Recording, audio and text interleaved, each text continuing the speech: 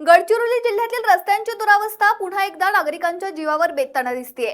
एटापल्ली गडचिरोली मार्गावर खड्डे, गिट्टी आणि चिखलामुळे प्रवाशांना जीव मुठीत घेऊन प्रवास करावा लागतोय।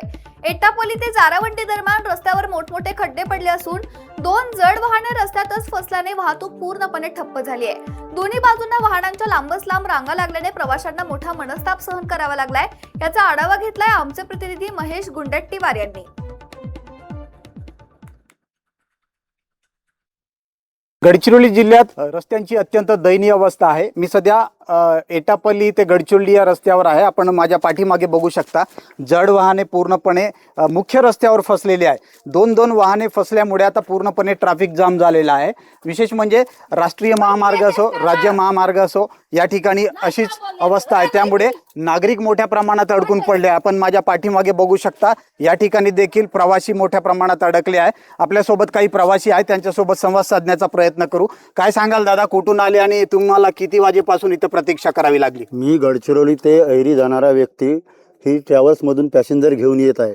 10 ते 20 मिनिट झाले हा रोजचाच यांचा त्रास चालू आहे। यांच्या रोज कंपनीच्या गाड्या रोज ट्रॅफिक जाम करतात आणि जेव्हा त्यांना विचारला असता आमची गाडी येत आहे, ऑर्डर यायचं आहे, आणि प्रवाशांना नेहमी सातत्याने त्रास देत राहतात।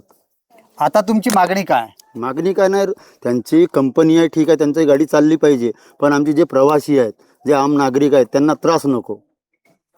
काय सांगाल ताई, तुम्ही कुठून येऊन राहिले आणि किती वाजेपासून इथे आहात? मी पेंढरीवरून एटापल्लीला जात आहे। मला अर्जंट आहे मैतीला जाण्यासाठी। तर इथं ट्रक फसल्यामुळे आमचा ट्रॅव्हल्स निघू नाही शकत आहे। तर आम्हाला 15-20 मिनिट झाले आम्ही इथंच थांबला।